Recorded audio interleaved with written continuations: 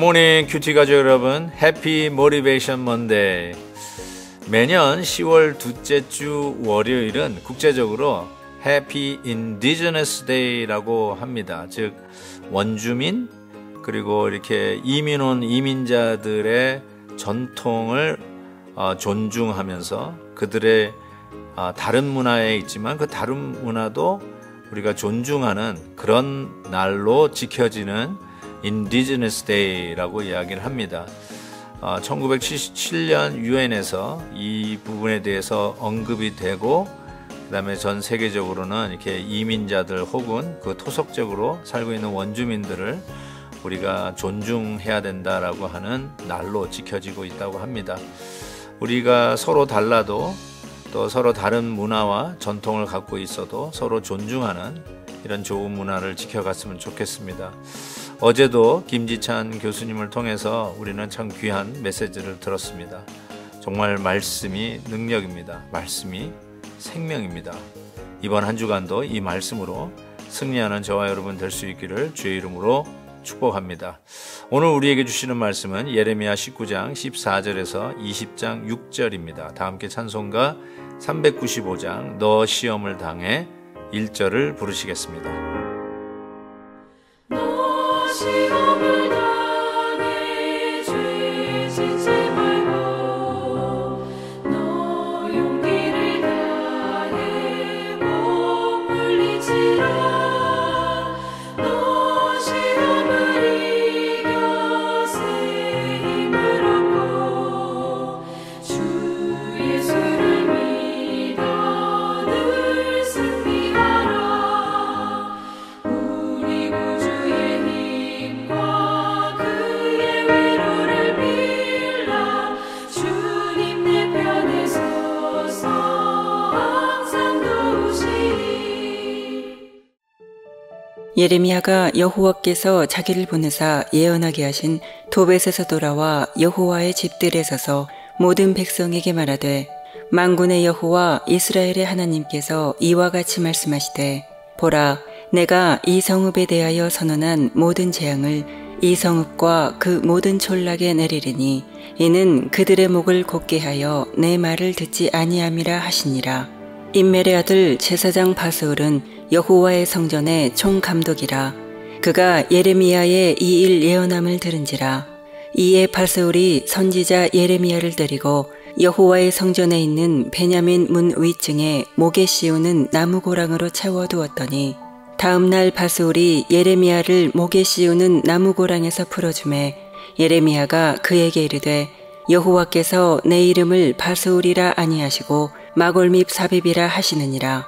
여호와께서 이와 같이 말씀하시되 보라 내가 너로 너와 내 모든 친구에게 두려움이 되게 하리니 그들이 그들의 원수들의 칼에 엎드러질 것이요 내 눈은 그것을 볼 것이며 내가 온 유다를 바벨론 왕의 손에 넘기리니 그가 그들을 사로잡아 바벨론으로 옮겨 칼로 죽이리라. 내가 또 이 성읍의 모든 부와 그 모든 소득과 그 모든 귀중품과 유다 왕들의 모든 보물을 그 원수의 손에 넘기리니 그들이 그것을 탈취하여 바벨론으로 가져가리라. 바스울아 너와 내 집에 사는 모든 사람이 포로되어 옮겨지리니 내가 바벨론에 이르러 거기서 죽어 거기 묻힐 것이라. 너와 너의 거짓 예언을 들은 내 모든 친구도 그와 같으리라 하셨느니라. 계속되는 에레미야 선지자의 이 비통한 외침을 오늘도 우리는 마치 레코드판을 다시 듣는 것처럼 반복해서 듣게 됩니다. 도벳에 돌아와 하나님의 집 뜰에서 에레미야 선지자는 또 이와 같이 외칩니다. 모든 재앙을 이 성읍과 그 모든 촌락에 내리리니 그 이유가 뭐냐 이렇게 적고 있습니다. 그들의 목을 곧게 하여 내 말을 듣지 아니함이라. 목이 곧은 백성이기 때문에 하나님께서 이 재앙을 내리신다고 지금 거듭 반복해서 말씀을 하고 있습니다. 이 목이 곧은 백성이란 말 우리가 자주 듣는데요. 우리도 그런 말 하죠. 저 친구는 왜 목에 기부스를 했나? 왜 이렇게 목이 뻣뻣해? 뭐 이런 이야기 우리도 하지 않습니까? 그 말이 무슨 뜻이죠? 뭐 우리는 뭐 교만하다, 앞뒤가 꽉꽉 막혔다, 뭐 말이 통하지 않는다, 뭐 이런 때 아마 쓰는 말이 아닐까 싶어요. 근데 이스라엘 백성이 목이 곧은 백성이다라는 말 무슨 뜻일까요? 오늘 말씀 보니까 하나님께서 하시는 말이 내 말을 듣지 아니함이러라 라고 얘기합니다. 하나님의 말씀을 듣지 못하는 사람, 하나님의 말씀이 외쳐져도 그것을 자기 자신에게 적용할 줄 모르는 사람, 그야말로 하나님의 말씀이 그냥 우리에게 그냥 그림자같이 그냥 스쳐 지나가는 거죠. 어떤 임팩트도 주지 않는 것이죠. 그것이 말씀 자체가 뭐 흥미가 없거나 관심이 없거나 뭐 관계가 없어서가 아니라 하나님의 말씀을 듣는 귀가 없기 때문에 그렇습니다. 그래서 저는 정말로 이것이 우리에게 주는 경고의 사인이라고 생각하는데, 여러분 주일 말씀 속에서 귀가 열리지 않는다. 그 말씀이 도저히 들리지 않는다. 들리긴 들리는데 전혀 자기하고 상관없이 생각한다. 자기에게 적용을 하지 못한다. 그러면 성경에서는 그걸 뭐라고 표현하면 목이 곧은 백성이라고 이야기합니다. 그리고 목이 곧은 백성에게 남아있는 것은 하나님의 이 공의로운 심판뿐이 없다라는 것입니다. 저는 여러분에게 묻고 싶습니다. 어제 설교 말씀이 들리셨나요? 들렸다고요? 그러면 그것을 나의 삶 속에 구체적으로 적용하셨나요? 그 말씀 따라 순종하기 위해서 오늘 결심하고 해야 할 일은 무엇입니까? 참 이러한 상황 속에서 에레미야의 이 비통한 심정의 선포, 내일도 그 마음을 좀 더 읽어보는 기회가 있겠지만 오늘 말씀 속에 보니까 20장 1절에 임멜의 아들 제사장이 등장합니다. 그의 이름은 바스홀 이렇게 적혀져 있습니다. 그 사람의 직분을 보니까 여호와의 성전의 총감독이고 그리고 타이틀이 제사장입니다. 이 바스홀이라고 하는 이 사람은 어떤 의미에서는 선지자 에레미야와 한편입니다. 에레미야 선지자를 도와주어야 할 사람입니다.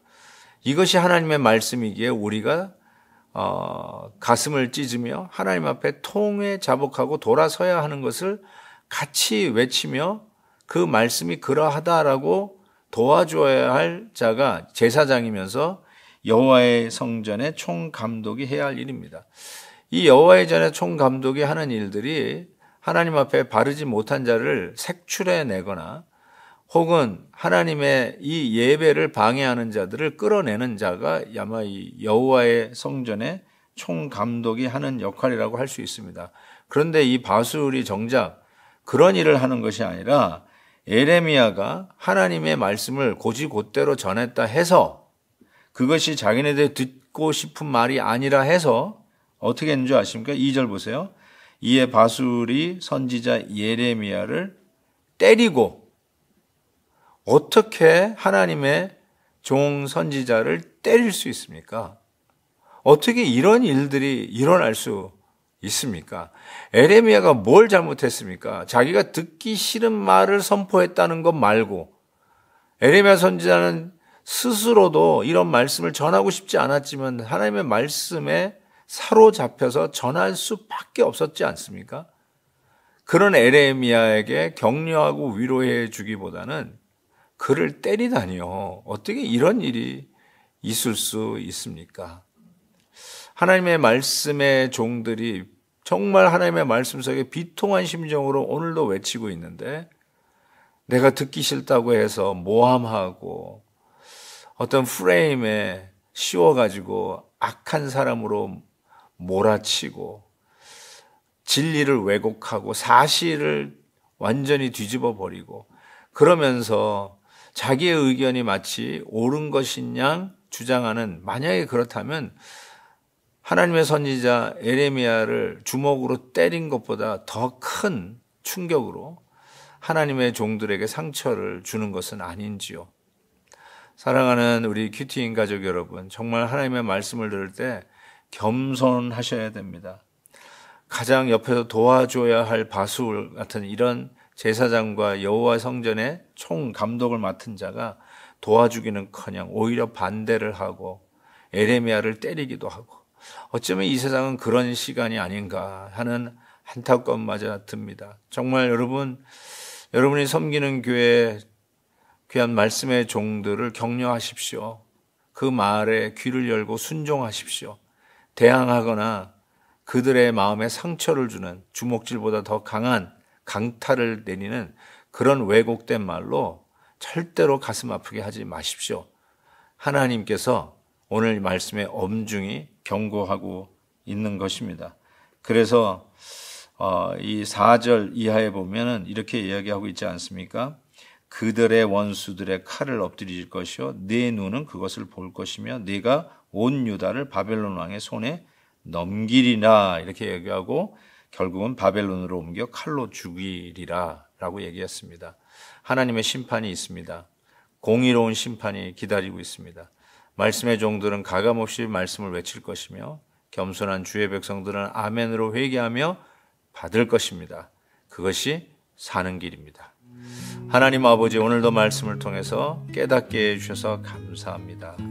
어제 주일 주신 메시지도 아멘으로 받습니다. 오늘 하루를 시작하는 큐티인 말씀에 아멘하며 진정 우리가 주의 종들, 말씀의 사역자들을 돕는 자리에 있게 하여 주옵소서. 예수님의 이름으로 기도하옵나이다. 아멘. 내일 또 뵙겠습니다.